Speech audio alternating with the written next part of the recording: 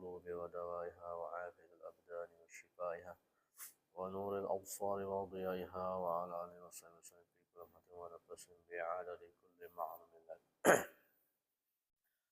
اللهم افتح لنا فتوح العارفين وفقهنا في الدين وعلمنا التأويل واجعلنا من عبادك الصالحين. رب اشرح لي صدري ويسر لي أمري واحلل عقدة من لساني يفقهوا قولي. سبحانك لا علم لنا إلا ما علمتنا إنك أنت العليم الحكيم لا حول ولا قوة إلا بالله العلي العظيم.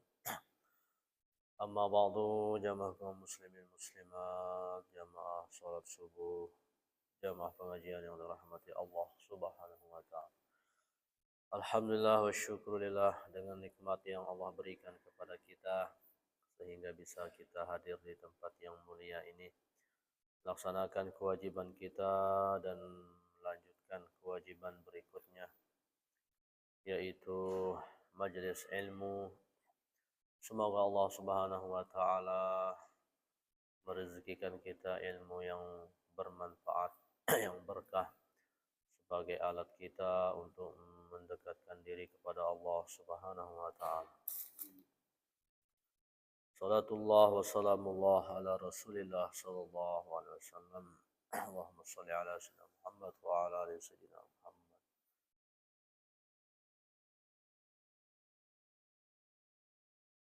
قال المصنف رحمه الله تعالى: ونفعنا بعلومه وعلوم مشايخنا في الدارين آمين.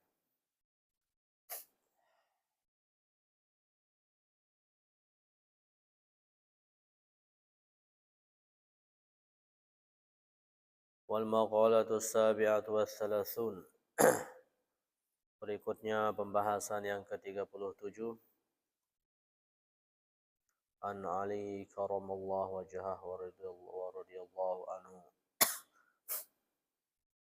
annahu qala. Berikutnya kita akan mendengarkan fatwa nasihat dari Sayyidina Ali karamallahu wajhah. Beliau berkata, "Thalathun yazidna fil hifzi fil dhihni wa yudhibna al-balghama."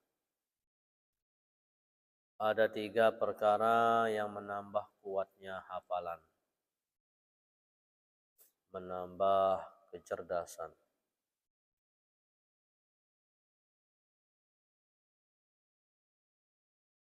wa yudhibna al-balgham, dan menghilangkan balgham, dahak, termasuk dam, darah, wasauda, hitam, wasopro, kuning. Jadi 3 perkara yang menghilangkan, yang menambah kuatnya hafalan, menambah kecerdasan, dan menghilangkan kotoran-kotoran di mulut, di tenggorokan, termasuk dahak.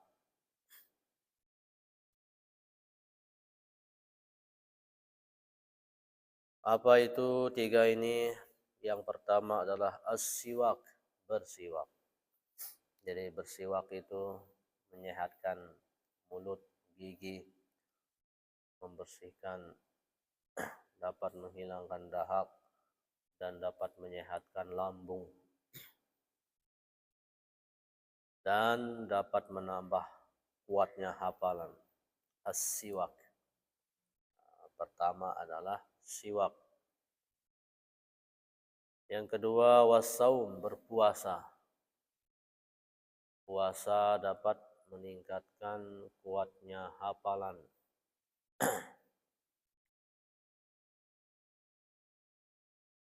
Dan yang ketiga adalah wa qiraatul Qur'an, membaca Al-Qur'an.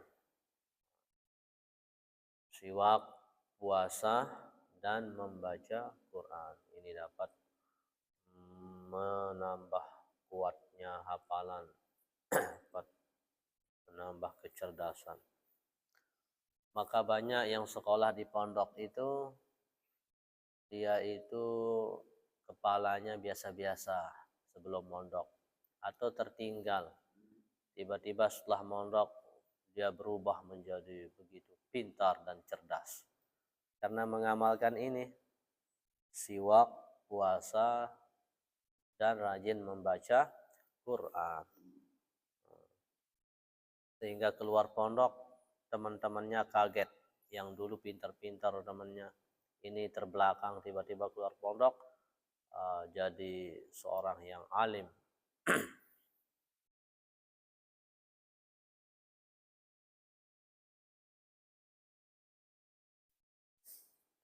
Siwak.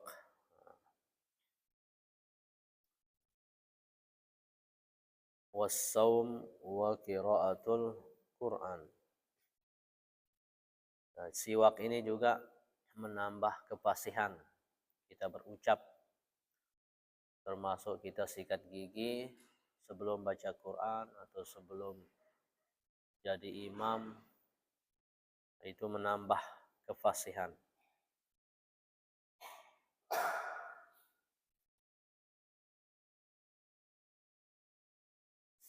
Wal maqalatu tsaminatu wassalasun. Berikutnya an Ka'bil Ahbar. Dari Ka'bil Ahbar.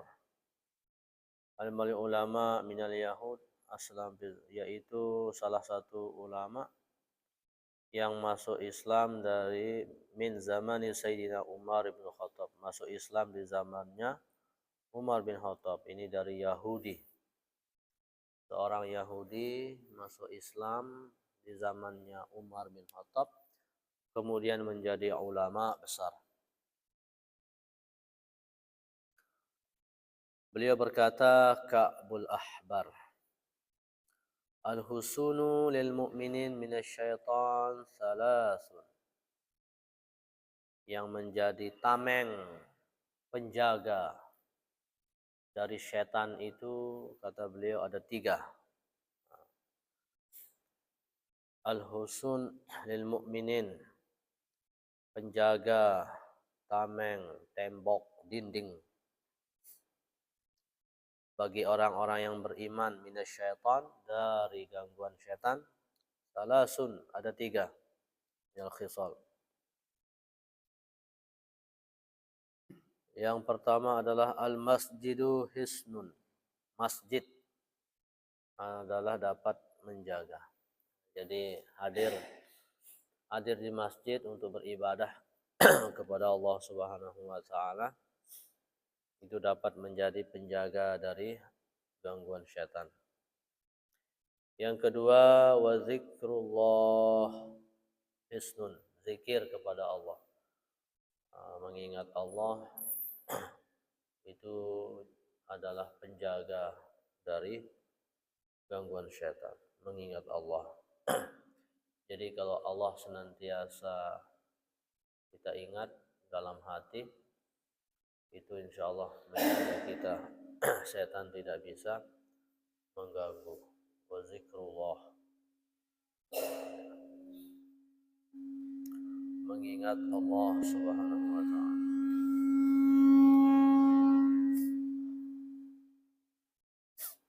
Wa zikrullahi hisnun, zikir kepada Allah Subhanahu wa taala. La siyama la haula wala quwata illa billah. Terutama zikir la haula wala quwata illa billah.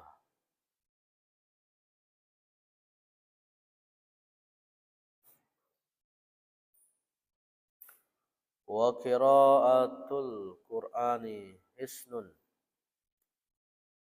membaca Quran juga merupakan penjagaan diri kita dari gangguan setan. La siyama ayatul kursi, terutama ayat kursi.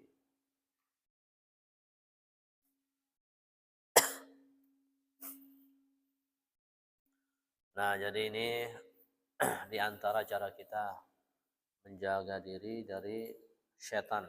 Kata Ka'bul Ahbar, ada 3. Yang pertama adalah al-masjid.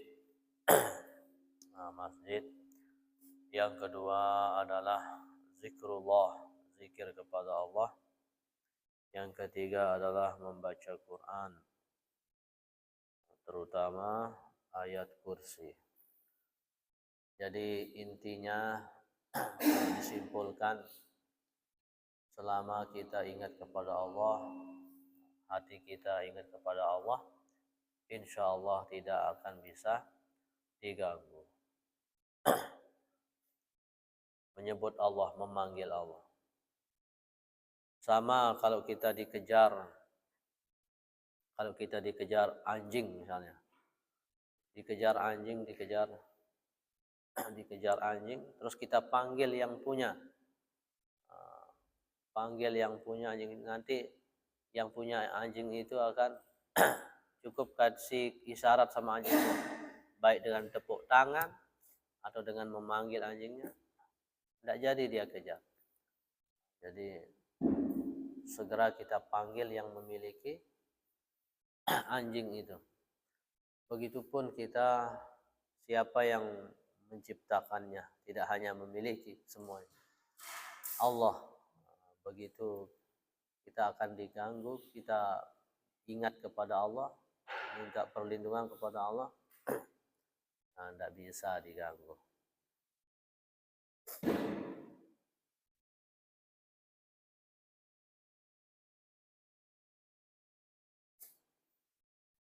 Imam Al-Ghazali, beliau pernah ditanya, Imam Ghazali pernah ditanya sama salah seorang murid beliau, wahai guru, bukankah zikir itu dapat menjauhkan kita dari syaitan? Benar, kata Imam Ghazali. Tapi kenapa banyak yang ahli zikir tapi sifatnya masih, bahasa kita itu, masih kesetanan.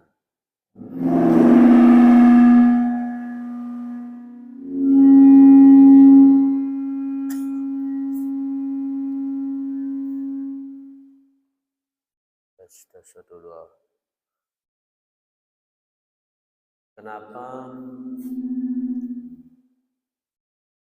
ahli zikir tapi masih bisa diganggu, digoda oleh setan, sehingga sifat-sifatnya mencerminkan sifat-sifat yang disukai oleh setan. Apa kata Imam Ghazali? Bagaimana pendapatmu jika engkau mengusir anjing,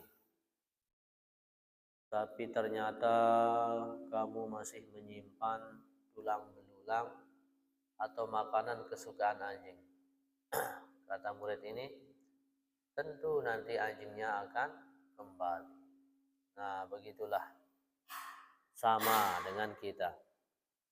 Kita ini usir setan itu, berzikir, tapi kita masih menyimpan makanan kesukaan setan di dalam hati kita, penuh dengan kedengkian, kebencian, hasad, sombong, riya, penuh dengan penyakit hati. Itulah makanan setan, maka dia akan terus mendatangi kita. Masih kotor. Nah, jadi kan setan itu tidak mungkin akan menyuruh orang yang ahli ibadah meninggalkan sholat. Kalau kita sudah ahli taat mengerjakan perintah Allah, kalau kita sudah mengerjakan perintah sholat, sudah kita sadar tidak mungkin kita tinggalkan kewajiban puasa, amal-amal ibadah yang lainnya. Setan tidak lagi menyuruh kita untuk meninggalkan ibadah, tapi dia dengan cara yang lain. Apa itu? Yaitu mengajak kita untuk tidak ikhlas beribadah, merasa bangga dengan ibadah yang kita lakukan. Dari situ dia masuk. Jadi bangun malam jam 3, kemudian ditiupkan, dibisikkan, sendirianmu yang bangun jam 3 ini. Kamu hebat ini. Muncul dalam hati. Saya yang lain pada tidur. Saya hebat ini bisa bangun malam. Dapat sholat tahajud. Dapat sholat witir. Sehingga yang lain dipandang lebih rendah. Dipandang di berhasil. Dari situ setan tidak mampu lagi mengganggu, mengajak ahli ibadah untuk tinggalkan sholat. Tapi begitu dia sholat, dibisikkan, kamu ini orang yang sholat, yang lain itu banyak yang tidak sholat. Banggalah katanya. Jadi berujub, muncullah sifat ujub. Itulah makanan setan. Bersodakoh dibisikkan untuk riya dan sebagainya. Oleh sebab itu perlu kita berjuang dan berdoa untuk membuang makanan-makanan setan dalam hati kita. Maka disampaikan pula bahwasanya ada 4 senjata ampuh setan, perangkap setan dalam menggoda manusia sehingga cepat terjerumus dalam bujukannya. Apa itu? Yang pertama, setan mengajak manusia untuk menunda-nunda ibadah. Nunda-nunda ibadah. Begitu kita beraktivitas atau tidur subuh dengar azan, masih panjang, itu baru azan. Masih ini belum amal-amalan, belum sholawatan, belum sholat qabliyah, masih panjang, tidur aja dulu, tidur. Dibisikkan tunda-tunda. Bangun-bangun ternyata sudah terbit matahari, berhasil terus. Atau sedang asik main bola, main bola waktu zuhur, belum asar. Belum asar ini waktu, belum habis zuhur ini, waktu masih panjang, terus main, nanti tidak ada waktu. Disuruh kita tunda-tunda ibadah.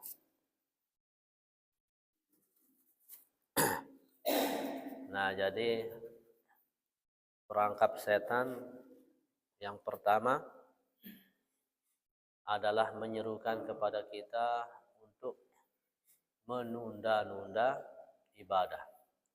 Atau juga misalnya para pemuda, kamu masih muda ini, sekarang berpesta pora, asik-asik berbahagia, minum-minuman, zina, masih panjang waktumu, nanti kalau sudah tua baru bertaubat katanya. Apa yang terjadi? Belum tua, tabrakan, meninggal dunia, tidak jadi bertaubat.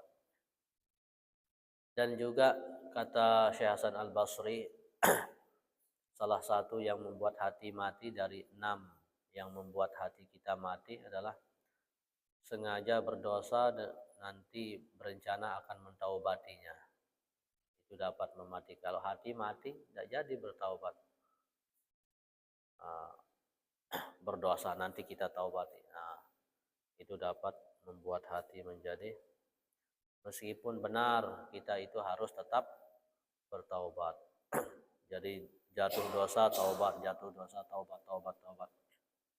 Jangan pernah bosan untuk bertaubat.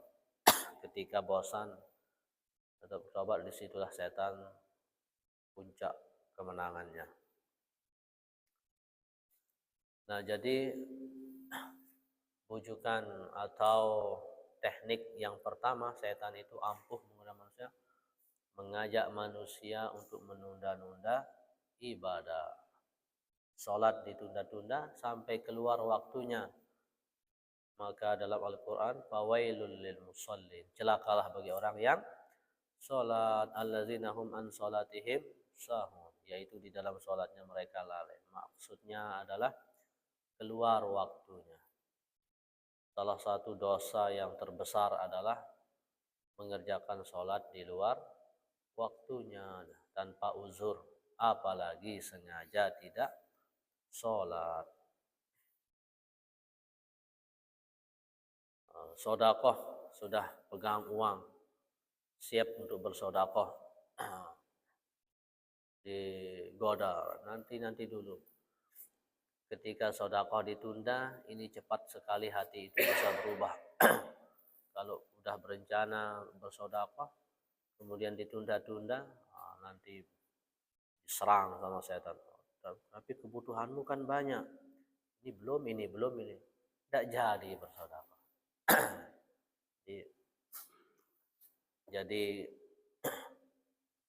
cara ampuh setan yang pertama dapat melumpuhkan manusia adalah memerintahkan untuk merayu untuk menunda-nunda ibadah. Nunda-nunda taubat, nunda-nunda ibadah. Yang kedua, setan mengajak manusia untuk tergesa-gesa ibadah. Ini tidak mungkin disuruh tinggalkan sholat, tinggalkan baca Quran, tapi dia bujuk supaya tergesa-gesa ibadah. Sholat tergesa-gesa sehingga tidak ada tumak ninahnya. Tidak sah sholat tanpa tumak ninah. Tergesa-gesa dalam ibadah. Tergesa-gesa dalam membaca Al-Quran sehingga keluar dari ilmu tajwidnya. Kita hati-hati. Kemudian yang ketiga, langkah setan yang ampuh adalah mengajak manusia untuk tidak ikhlas beribadah. Ya, seperti tadi. Sudah tidak mungkin bisa diajak tinggalkan sholat, tinggalkan puasa, tinggalkan amal soleh. Tapi bisa setan itu menggoda manusia, berhasil masuk. Wujukannya itu dengan mengajak manusia tidak ikhlas beribadah. Jadi sambil beribadah, sambil mencari perhatian manusia, mencari kehormatan manusia, tidak ikhlas. Berhasillah setan menggoda kita. Baru yang keempat puncak keberhasilannya, berhasil mengajak manusia untuk tinggalkan ibadah. Nah, ini yang kita harus jaga-jaga diri ketika ada lintasan hati dari penyakit-penyakitnya. Kita tetap istighfar kepada Allah Subhanahu wa ta'ala. Hati itu ibarat cermin, yang ibarat kaca ini dia akan kotor. Meskipun pagi dibersihkan, nanti sore kotor. Itu gambaran kita mudah terjerumus dalam dosa yang kita tidak sengaja. Banyak sekali dosa kecil yang dapat menggelapkan hati. Ingat kepada Allah Subhanahu wa ta'ala, zikir. Apalagi kita membaca la haula wala quwata illa billahil aliyil azim. Apalagi kita membaca juga bismillahirrahmanirrahim. Makanya doa-doa kita dianjurkan, dikutip oleh Imam dua setan. Rasulullah berjumpa melihat dua setan. Syaitan al-kafir wa syaitan al-mu'min. Setan yang bersama orang kafir dan setan yang bersama orang mukmin. Setan yang membersamai orang kafir, setan yang membersamai orang mukmin. Fa idza syaitanul kafir saminun dahinun labisun. Adapun setan yang membersamai orang kafir ini, setannya itu gemuk. Kemudian dahinun, dia itu rambutnya berminyak, seperti kalau sekarang sudah di rebonding. Kemudian labisun, pakaiannya bagus. Ini setan yang bersama orang kafir.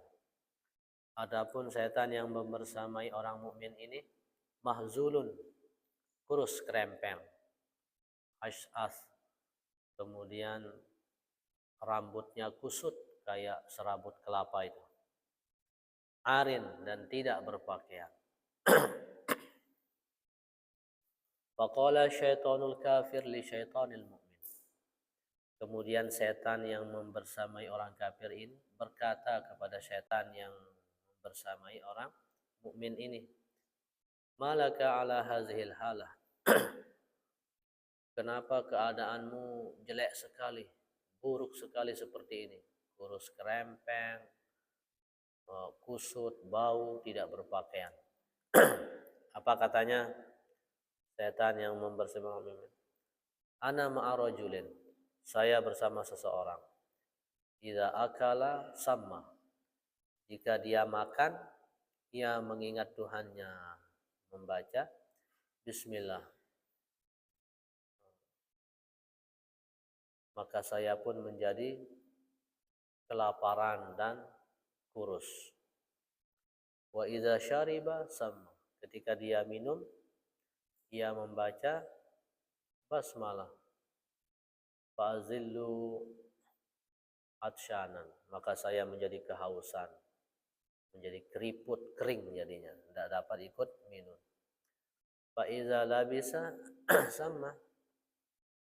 Ketika dia berpakaian, ia membaca bismillah. Saya pun menjadi telanjang, tidak bisa ikut. Wa iza adhana sama. Ketika dia berminyak rambut atau minyak tubuh, meminyak-minyaki tubuhnya, bercermin termasuk sisir rambut, ia membaca bismillah. Maka saya pun menjadi kusut, jelek seperti ini.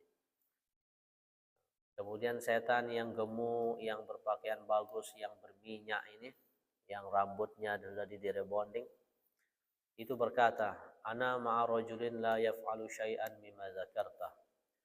Saya bersama seseorang yang tidak melakukan apapun yang kau ceritakan tadi. Fa usyarikuhu, maka saya enak saja bersama dia. Fi ta'ami, ketika makan saya ikut. Wa syarabih, ketika dia minum saya ikut. Wa duhnih, ketika dia berminyak-minyak saya ikut, harum-haruman saya ikut. Wa malbasih, ketika ia berpakaian pun saya ikut, sehingga keadaan saya indah seperti ini. Nah, itu dia. Jadi kalau lupa kepada Allah, tidak baca apapun, ketika makan ikut, sehingga setan itu gemuk. Ketika minum kehausan, lupa kepada Allah, setan itu ikut. Ketika berpakaian, makanya kita diajarkan doa. Ketika berharum-haruman, berminyak, bercermin, ia tidak membaca atau mengingat Allah, maka ia dibersamai. Nah, jadi apa pelajaran dari hadis ini? Di antara cara kita untuk menjaga diri dari gangguan setan, godaan setan, jangan lupa berzikir mengingat Allah. Paling kurang Bismillahirrahmanirrahim. Bismillahirrahmanirrahim. Apa kata Maulana Syekh Zainuddin Abdul Majid yang kita dengar dari jamaah yang langsung mendengarkan pengajian beliau? Kalau mau buat setan itu kecewa, gini caranya. Ketika minum, ambil gelasnya, pas dekat mulut, bismillah. Kecewa. Dia mau ikut minum. Ketika dekat langsung bismillah. Dan ada tempat-tempat setan itu meningkat keganasannya menggoda manusia. Super ganas. Kapan itu? Pertama ketika manusia itu sedang marah. Nah, itu kalau kita main sepak bola, itu peluang emas. Sudah tidak ada lagi back, tinggal kita berhadapan sama kiper, peluang emas. Jadi di sini tempat setan itu meningkat keganasannya ketika mendapatkan peluang emas. Kapan peluang emas itu? Pertama ketika orang sedang marah. Nah, di situ. Makanya ada dulu perempuan yang sedang haid, kemudian dia diganggu oleh temannya sehingga marah, puncak luar biasa marahnya, langsung kerasukan. Nah, di situ mudah, mana tidak sholat, mana sedang marah. Makanya banyak yang sedang marah terjadi, na'udzubillah min dzalik, banyak hal-hal yang terlarang ketika marah. Nah, di situ peluang emasnya. Makanya Rasulullah mengajarkan kita kalau sedang marah baca doa. Allahumma ghfir li dzambi, Allahumma azhib ghaiza qalbi wa ajirni minasyaitonir rajim. Langsung kita mohon agar dilindungi. Ya Allah, ampuni dosa hamba, hilangkan kerasnya hati hamba, dan lindungi hamba dari setan. Jauhkan hamba dari setan. Ini doa ketika marah. Ya mungkin tidak bisa kita reda begitu saja. Ya setidaknya amalkan doa ini. Allahumma ghfir li dzambi, Allahumma azhib ghaiza qalbi wa ajirni minasyaitonir rajim. Kalau tidak hafal ya bismillahirrahmanirrahim. A'udzubillahi minasyaitonir rajim. Bismillah. Astagfirullahaladzim. Nah, itu peluang emasnya. Kemudian peluang emas berikutnya setan itu menggunakan ketika laki-laki dan perempuan berdua-duaan. Tidaklah laki dan perempuan berdua-duaan kecuali orang ketiganya di sana adalah setan. Hati-hati, makanya ini yang pelajar ini jauhi pacaran ya. Jauhi, nanti kalau udah waktunya gampang. Berdua-duaan. Nah, jadi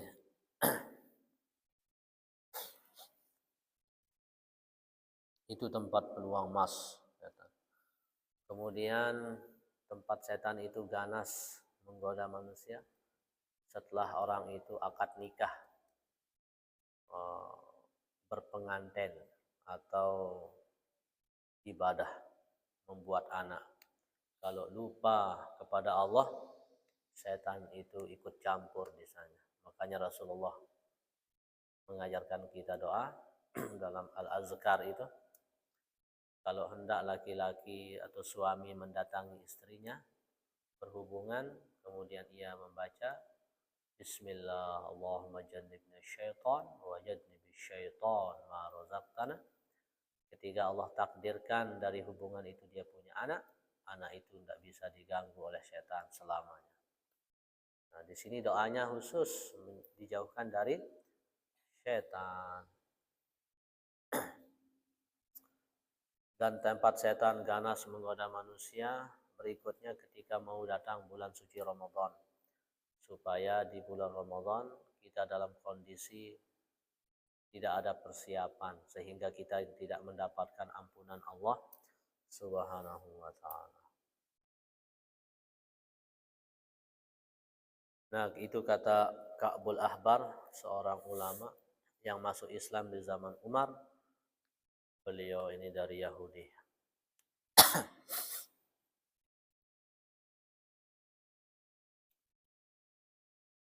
Nah, tentu kita tidak punya daya upaya melainkan pertolongan dari Allah Subhanahu wa ta'ala. Di dalam Al-Qur'an Rabbi a'udzubika min hamazatis syayatin wa a'udzubika rabbi ayyahduruni. Allah mengajarkan kita di situ doa langsung untuk membaca Rabbi, ya Tuhanku, a'udzubika, aku berlindung padamu, min hamazatis syayatin, berlindung dari gangguan setan bersama balak-balaknya, bersama prajurit-prajuritnya, dan berlindung dari hadirnya itu bala tentara setan yang menggoda kita.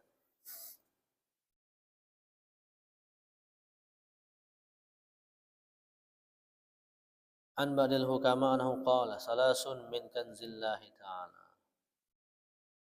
Kemudian sebagian ahli ulama, ahli hikmah atau para wali berkata, salasun, ada 3 perkara min kanzillahi ta'ala, dari simpanan atau gudang pahala,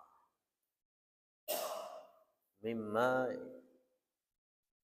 yaddakhiruhu Allahu ta'ala la yu'tiha Allahu illa man ahabbah. Ada 3 simpanan Allah atau gudang pahala yang Allah siapkan kepada hamba-hambanya yang dicintai. Ada 3 tempat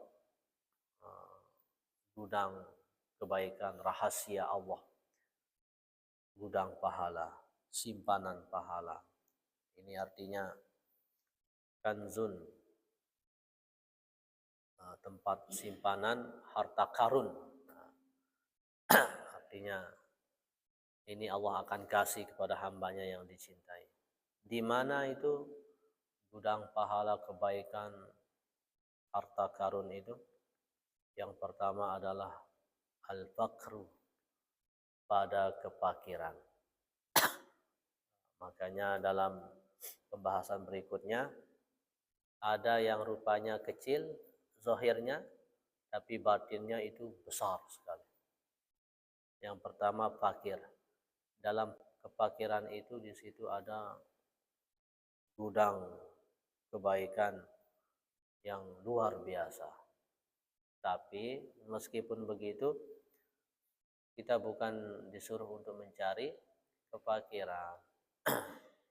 Kita disuruh dan berdoa, kan kita diajarkan doa, Allahumma rzuqna rizqan halalan katsiran ya ghani ya hamid. Kita dianjurkan untuk banyak harta kaya dan berjuang dengan harta itu untuk dekat kepada Allah dengan berinfak, berzakat. Itu orang bisa dekat, orang itu bisa tinggi derajatnya dengan harta yang dia gunakan fi sabilillah. Jadi meskipun ini kebaikan, tapi kita tidak disuruh untuk berdoa meminta yang sakit, yang miskin, tapi tetap kita mohon harta, kebahagiaan, sehat. Tapi ketika orang sudah menjalani proses ikhtiar, doa, ternyata Allah tetapkan dia dalam kemiskinan. Berarti disitulah Allah menyiapkan gudang pahala dalam kemiskinannya, gudang kebaikan, selama dia ikhlas ridho terhadap apa yang Allah bagikan kepadanya. Kemudian gudang harta yang kedua adalah wal marad, artinya gudang kebaikan pahala simpanan Allah adalah pada sakit. Tapi tidak boleh kita minta sakit, tetap kita minta sehat. Ketika qadarullah datang kita sakit, makanya orang yang sakit itu dalam hadis Allah datangkan 4 malaikat. 1 malaikat yang mencabut kesehatannya, 2 malaikat yang mengambil nikmat makannya, sehingga apa makanan terlezat yang dia suka jadi tidak enak. Dia suka bakso, tidak suka jadinya. Dia suka daging kambing, jadi tidak enak karena malaikat sudah mengambil nikmat makannya. Yang ketiga, malaikat mengambil cerah wajahnya sehingga dia pucat, lain rupanya kan. Yang keempat, malaikat yang bertugas mengambil dosanya. Ketika Allah takdirkan untuk sehat kembali, disuruh malaikat ini kembali. Yang mengambil nikmat makannya, kembalikan nikmat makannya. Oh iya, makanya setelah sakit nikmat kita makan. Kemudian disuruh kembalikan wajahnya yang pucat menjadi ceria, kembali bersinar. Kemudian yang mengambil sehatnya disuruh kembalikan sehat. 1 yang di-stop oleh Allah tidak disuruh kembalikan, malaikat yang mengambil dosanya. Makanya dosa itu dilemparkan ke air kan. Dari situlah diciptakan buaya, dari dosa-dosa yang orang-orang yang sakit.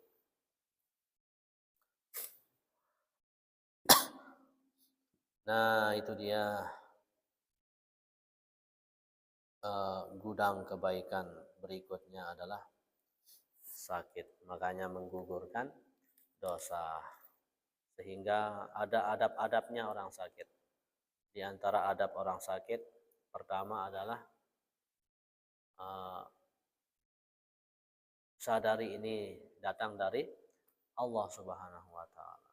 Ini adalah semata-mata datang karena takdir Allah Subhanahu. Jangan langsung macam-macam suuzon, macam kembalikan ini kepada Allah. Tidaklah sesuatu keburukan penyakit nyampai kecuali atas izin Allah Subhanahu wa taala. Kemudian adab sakit berikutnya adalah istighfar. Istighfar, kemudian ikhtiar mencari sembuh dengan berobat, berdoa.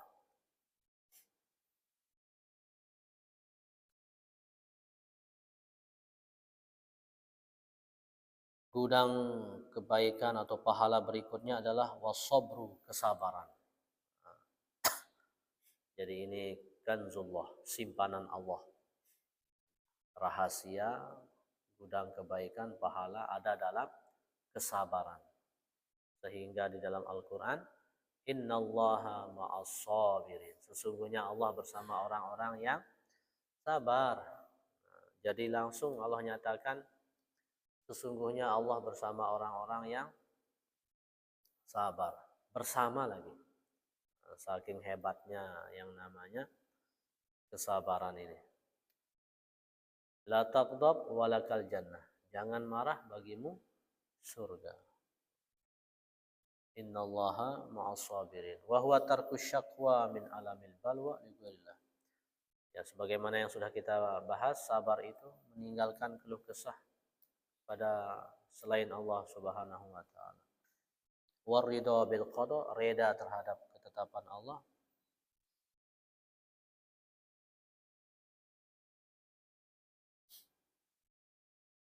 Sabar.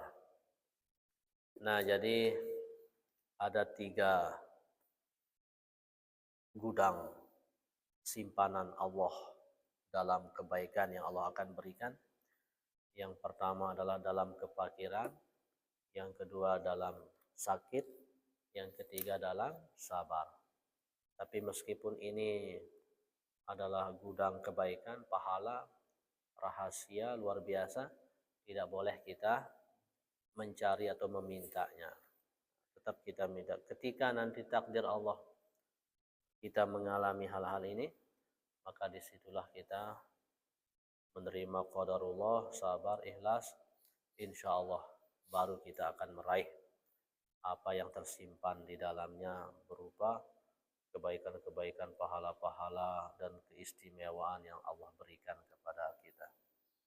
Nah, itu dia pelajaran pada pagi ini yang mudah-mudahan Allah Subhanahu wa taala memberikan kita kekuatan untuk menerima dan mengamalkannya, dan semoga Allah Subhanahu wa taala menyelamatkan kita dari segala keburukan. Jadi yang pertama dari Sayyidina Ali, beliau berpesan, beliau menyampaikan ada 3 yang dapat menambah hafalan dan menghilangkan kotoran mulut atau dahak, yaitu yang pertama adalah yang menambah kepintaran, menambah kuat hafalan, as-siwak, bersiwak. Yang kedua as-saum, puasa. Yang ketiga wa qiraatul Quran. Kemudian dari Ka'bul Ahbar, beliau memberikan nasihat 3 yang dapat menjauhkan kita dari gangguan setan. Yang pertama adalah masjid, yang kedua adalah senantiasa mengingat Allah, zikir kepada Allah, dan yang ketiga adalah membaca Al-Quran. Kemudian dari sebagian ulama ahli hikmah, 3 tempat rahasia penyimpanan gudang pahala Allah Subhanahu wa taala. Yang pertama dalam kefakiran, yang kedua dalam sakit, dan yang ketiga di dalam kesabaran. Semoga Allah Subhanahu wa taala memberkahi kita, diberikan kita ilmu yang dapat kita amalkan. Mungkin ada tambahan usulan, dipersilahkan.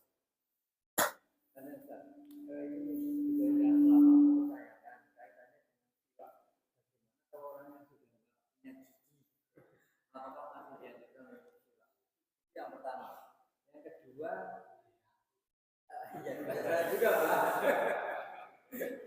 Nah, kita kan terus terang aja ya. Iya. Terus yang kedua, ini mau dijelaskan Ustaz. Kapan saatnya membaca doa atau niat wudhu? Karena ada yang mengatakan pada saat membasuh tangan kita membacanya dulu. Tapi ada yang mengatakan pada saat membasuh muka baru baca doa itu. Niat ya itu niat. Baca niatnya wudhu. Ini Ustaz. Bagaimana kita bisa mengamalkan siwak kalau tidak ada gigi? Ya. Jadi usul fikih mengatakan ma la yudraku kullu la yutraku kullu. Sesuatu yang tidak bisa dicapai semuanya, jangan tinggalkan semuanya. Kemudian kaidah usul fikih berikutnya apa katanya? Ya yang mirip-mirip ini. Yang contohnya di situ misalnya tangan itu hilang karena putus. Bagaimana kalau wudu? Maka cucilah sisanya yang ada. Jadi tidak gugur. Habis ya cuci sekedar sisanya saja. Tidak perlu. Begitu juga ketika bersiwak. Untuk dapat mengamalkan siwak, tidak ada gigi ya sekedar diusap-usap lewat-lewat begitu. Nah, untuk mendapatkan sunnah. Kan sakit, jangan gosok seperti ada gigi yang roh gini. Ya, kan kalau tidak ada giginya, ya sekedar diusap-usap, ukurlah supaya tidak sakit. Tetap bawa siwaknya sekemampuan sebatas bisa diamalkan. Jadi tetap dapat kesunahannya yang lembut-lembut. Kapan kita berniat wudhu? Ya, jadi sudah kita bahas sunnah-sunnah wudhu. Yang pertama begitu kita berhadapan dengan air, kita membaca doa. A'udzubillahi minasyaitonirrajim. Bismillahirrahmanirrahim. Rabbi a'udzubika min hamazati syayatin. A'udzubika Rabbi ayahduruni. Alhamdulillahilladzi ja'alal ma'a tahura. Baru kita cuci tangan. Terus setelah 3 kali kumur-kumur sambil istinsyak 3 kali. Baru setelah itu kita membaca niat wudu. Nawaitul wudu'a li rabbil hadasil asghari fardhan. Nah, di situ setelah kita cuci tangan, setelah kumur-kumur dan istinsyak, baru kita baca lapas niat wudu. Di situ urutannya. Nawaitul wudu'a, baru kemudian basuh wajah, masukkan niat dalam hati. Nah, jadi ketika kita berhadapan dengan keran itu air, di situ kita awali dengan a'udzubillahi minasyaitonirrajim. Kalau hafal berikutnya, Rabbi a'udzubika min hamazati syaitan, a'udzubika Rabbi ayahduruni, alhamdulillahilladzi ja'ala ma'a tahura. Kalau udah hafal a'udzubillahi minasyaitonirrajim, bismillahirrahmanirrahim, cuci tangan. Kumur-kumur istinsyak. Sebelum basuh wajah, di situ letak kita sunnah membaca lapas niat nawaitul wudu'a li rabbil. Nah, baru basuh wajah dan niat. Wallahu a'lam bishawab. Bagaimana kalau misalnya kalau di buku bulan itu Salat itu ya disuruh melapaskan ya, disuruh melapas begitu kita mulai itu disuruh melapaskan, tapi masukkan niatnya waktu kita apa namanya basuh wajah. basuh muka, gitu. Melapaskannya saja itu begitu kita mulai melapaskan. Gitu. Ya. Apa aja boleh itu. Ya. Langsung kita nawaitul wudu'a ya. Iya, nawaitul wudu'a, tapi niatnya Ya, nanti. Itu masukkan niatnya itu waktu niat itu waktu basuh muka. Ya. Boleh saja karena memang sudah dekat kita wudu. Boleh. Cuman tidak dapat urutan sunnahnya. Jadi urutan sunnah itu yang tadi itu baca auzubillah, baru kemudian bismillahirrahmanirrahim, kumur-kumur, terus kemudian bersiwak atau siwak dulu, terus kumur-kumur dan istinsyak, baru kemudian lapasnya. Ini yang paling, ini yang dalam kitab. Jadi semakin ini yang kita amalkan, berarti semakin sempurna sunnahnya. Kalau secara boleh, ya boleh karena sudah dekat dengan kita sudah dapat sunnah lapas niatnya. Tentu yang paling besar faedahnya adalah yang paling tepat urutannya. Tapi kalau dilapaskan sebelum kumur-kumur itu pun sudah termasuk dekat. Jadi sudah dapat sunnahnya. Jadi sudah termasuk. Tapi kalau ingin lebih istimewa lagi, nah seperti tadi urutannya. Auzubillah, bismillah, tangan, kita kumur-kumur serentak, baru sebelum basuh wajah karena itu sudah sangat dekat. Awaitul wudu. Wallahu a'lam bishawab. Bagaimana dengan sunat-sunat yang misalnya seperti sunat sebelum basuh muka? Apakah kita tidak niatkan dia sebagai kita mengerjakan sunat itu? Dan kalau kita niatkan mungkin tidak dapat pahala kalau kita itu mau mengerjakan sunat, tapi tidak ada niat di situ. Niat dulu kan, niat mengerjakan sunat. Bagaimana itu, Ustaz? Ya, betul. Jadi di dalam niat wudhu itu tidak saya sampaikan tadi. Sebelum kita mulai itu disunahkan kita melapaskan yang pertama itu niat wudhu. Di situ di kitab yang kita pakai dulu takrirat, niatnya nawaitu sunanal wudhu. Saya berniat untuk melaksanakan sunnah-sunnah. Jadi itu lapas niat yang pertama sebelum kita mulai segalanya. Baru kita berhadapan dengan langsung kita lapaskan. Ini sunnah. Nawaitu sunanal wudhu. Saya berniat sunnah-sunnah wudhu. Nah, terlintas dalam hati. Baru kita auzubillahi minasyaitonirrajim. Bismillahirrahmanirrahim. Kumur-kumur istinsyak. Nah, kita sudah menjalani sunnah-sunnah. Tapi seandainya pun kita tidak lapaskan, kita sudah mengkaji sunnah-sunnah wudhu, rukun-rukun wudhu secara langsung terlintas. Oh, saya ini sedang melaksanakan sunnah, itu sudah termasuk. Tapi kalau ingin sempurna tadi, lapaskan dulu. Nawaitu sunanal wudhu, saya berniat melaksanakan sunnah. Baru auzubillahi minasyaitonirrajim. Bismillahirrahmanirrahim. Lebih sempurna. Kalaupun tidak itu, setiap kita melakukan kumur, kita sudah terlintas ini kita sedang sunnah wudhu. Karena kita sudah tahu sunnah wudhu dengan rukun-rukun wudhu. Makanya harus kita tahu sunnah-sunnah wudhu, rukun-rukun wudhu, makruh-makruhnya termasuk sholat. Mana fardu-fardunya, rukun-rukunnya, mana sunnah-sunnah sholat. Kalau kita tidak tahu ilmunya, yang sunnah, yang rukun itu kita anggap dia sunnah, tidak sah sholat kita. Tapi kalau yang sunnah itu kita anggap rukun, sah. Tapi kalau sebaliknya, nah itu penting dan wajibnya yang namanya thalabul ilmi, menuntut ilmu.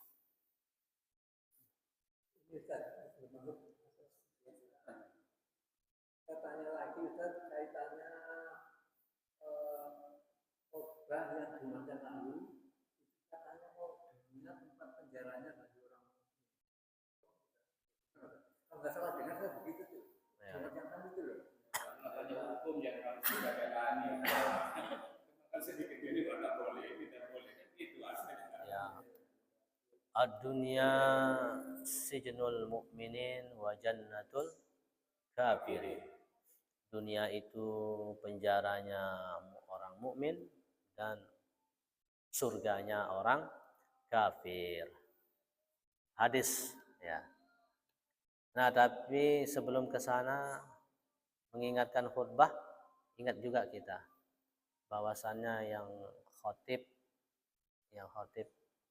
sebelum Ustaz Junaidi yang Jumat belakang itu tidak membaca sholawat di khutbah pertama dan khutbah kedua. Nanti kita minta tolong Pak Taufik yang sampaikan kepada tidak baca sholawat, itu salah satu rukun khutbah. Jadi tidak baca sholawat. Mau pakai Allahumma sholli ala Muhammad, yang penting ada sholawat. Kalau kita kan biasa Allahumma sholli ala Sayyidina, Nah, ini khutbah pertama dan khutbah kedua lagi. Dua-duanya itu rukunnya. Nah, ini tidak ada. Nah, nanti kita titipkan sama Pak Taufik sampaikan. Itu Pak untuk Ya, saya juga merasakan seperti itu. ya. Cuma saya langsung dan ingat. Ya, tidak terlalu anu lah. Iya. Kita masih seperti ya. Ya.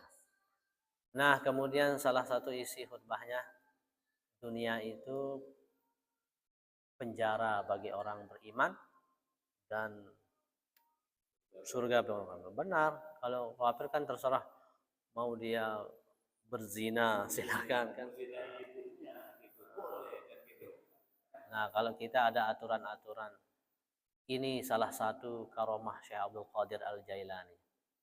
Ketika ditanya oleh pendeta Nasrani, ketika Syekh Abdul Qadir Jailani hari Jumat mau Jumatan, dihadang di tengah jalan, katanya, ditanya Syekh Abdul Qadir, katanya surga itu penjara bagi orang beriman dan surga bagi kami, katanya. Apa maksudnya? Syekh Abdul Qadir Jailani menyuruh melihat, apa kan jubah beliau besar, disuruh dilihat di sini lubangnya itu, langsung gemeteran dia. Orang gemeteran, dia lihat dirinya itu di neraka, begitu ngeri sekali. Kemudian disuruh lihat dirinya, disuruh lihat kanan, lengan tangan kanan, begitu dibuka, indah sekali katanya. Wah, kau ini diliputi oleh para wanita bidadari, katanya. Nah, setelah itu sekarang coba lihat saya, katanya Syekh Abdul Qadir. Ya, sekarang kamu dalam penjara, katanya, karena engkau dibatasi dengan aturan-aturan. Sekarang engkau sibuk ini mau ibadah, mau ke sana kemari, ada sholatnya, di penjara sudah. Nah, dilihatkan secara nyata bahwasannya sekarang keadaannya yang ibadah macam punya aturan ini seperti penjara, diatur. Tapi ketika dilihat nanti yang akan disaksikan itu diliputi oleh baru sadar nanti di akhirat. Kemudian berikutnya termasuk karomah beliau membangkitkan orang sudah meninggal dunia. Nah, jadi jawabannya itu, karena kita di sini dibatasi dengan aturan-aturan, mata tidak boleh, apalagi langsung badan, mata saja tidak boleh memandang yang begitu kita dijaga. Lidah ini tidak boleh berkata sembarangan, telinga, jadi semua anggota tubuh kita, hati kita semua punya aturan sehingga kita seperti dalam. Tapi meskipun begitu, kalau sudah tingkatan orang itu cinta, itu semua adalah nikmat. Nah, mungkin ini mau bertanya. Oh, kirain mau bertanya. Kita cukupkan, semoga Allah Subhanahu wa taala menyelamatkan kita dari segala keburukan dan berikan kita pertolongan untuk mengamalkan segala kebaikan. Mohon maaf atas segala kekurangan. Subhanakallahumma wa bihamdika asyhadu an la ilaha illa anta astaghfiruka wa atubu ilaik. Subhanakallahumma wa bihamdika asyhadu an la ilaha illa anta astaghfiruka wa atubu ilaik. Subhanakallahumma wa bihamdika asyhadu an la ilaha illa anta astaghfiruka wa atubu ilaik. Allahumma muwaffiq wal hadi ila